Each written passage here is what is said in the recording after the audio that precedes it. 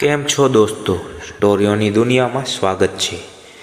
ચાલો જાણીએ અનોખી સ્ટોરી જે સાંભળીને તમને મજા આવશે. મારું નામ પાયલ છે અને હું વિજયપુરમાં રહું છું. મારી ઉંમર 22 વર્ષની છે. મારી આમ તો હવે રમવા અને કૂદવા લાગી હતી.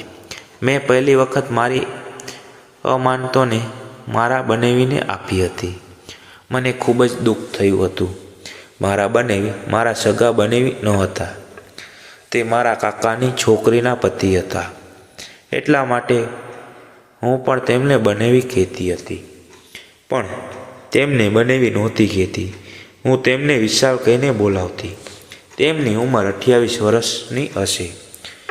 હું જોવામાં ખૂબ સુંદર હતી અને તે મારાથી 6 વર્ષ મોટા હતા.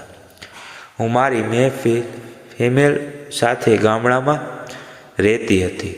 આ વર્ષે વિશાલે કોલેજનું ફાઇનલ વર્ષ પૂરું કર્યું હતું, એટલે તે વેકેશનનો આનંદ લેવા માટે અમારા ઘરે આવ્યા હતા.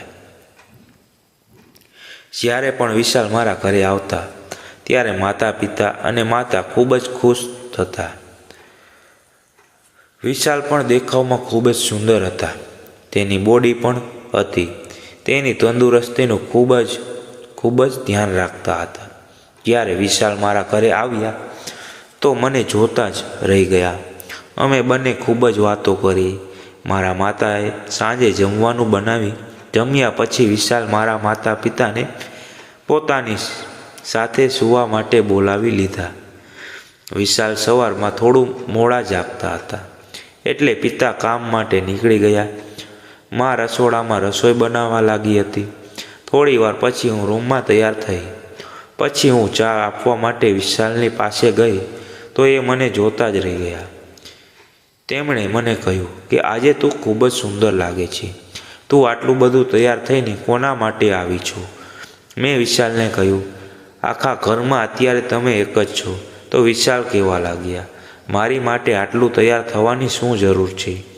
હું ક્યાં તારો પતિ છું? મેં કહ્યું, વિશાલ તમે પાગલ છો અને પાગલ જ રહેશો. મેં તેમના હાથમાં ચા આપી અને જતી રહી. માતા નાસ્તો ટેબલ ઉપર ગોઠવી અને બાજુમાં બેઠા હતા. થોડી વાર પછી વિશાલ નાસ્તો કરવા માટે કિચનમાં આવ્યા. હું તેમની રાહ જોઈ રહી હતી. હું તેમની પાસે મારું કામ કઢાવવા માગતી હતી. વિશાલે મારી અમાનતો જોઈને અને પછી તે મારી આંખોમાં જોવા લાગ્યા. ત્યારે વિશાલે એક આંખ કરી કહ્યું, પગલ મારો હોશ ઉડી જશે. હવે અમે બંને હસવા લાગ્યા.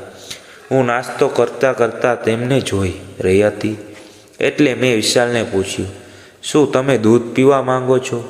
વિશાલ ડાઇનિંગ ટેબલ ઉપર જોવા લાગ્યા, પરંતુ ક્યાં ને દૂધ ન હતું. એટલે વિશાલે કહ્યું કે દૂધ તો પીવા માગું છું, પણ અહીંયા દૂધ ક્યાં છે? વિશાલે કહ્યું, તું ખૂબ જ તોફાની થઈ ગઈ છે અને ખૂબ જ બગડી ગઈ છે. કોઈ પોતાના બનેવી સાથે આવી મજાક કરે? હું વિશાલને કહેવા લાગી, તમને તરસાવવામાં મને પાપ લાગશે. હું તમારા સાથે થોડો સમય એન્જોય કરવા માગું છું. પ્લીઝ એક વખત મને હા પાડો. પણ મારા બનેવીએ મારી વાત માની નહીં. જમ્યા પછી અમે બંને પોતપોતાના રૂમમાં જતા રહ્યા. થોડી વાર પછી મા ઘરે આવી ગઈ અને સાંજના અમે બહાર જમવા માટે ગયા. પાછા આવીને હું બનેવીની સાથે વાતો કરવા લાગી. વાતોમાં મેં પૂછ્યું, તમારી પાસે કોઈ સેટિંગ છે કે નહીં? મને બતાવો. વિશાલે કહ્યું, પાયલ કેવી વાત કરે છે, તું મારી વાત સમજતી નથી. આમ તો હું પણ તેને પસંદ કરું છું, પરંતુ તારા પિતા મને છોકરાની જેમ રાખે છે. હું તમારી સાથે કોઈ એવું કામ નથી કરી શકતો જે તમારા પિતાના ના ગમે. મેં તેને કહ્યું, હું ક્યાં ઢોલ વગાડીને આખા ગામમાં કહેવાની છું મારી સાથે આવું થયું છે. બસ તમારી પાસે થોડો એન્જોય કરવા માટે સમય માંગ્યો છે, અને જો તમારે મારી અમાનતાનો મજા લેવી હોય તો હું એ પણ આપીશ.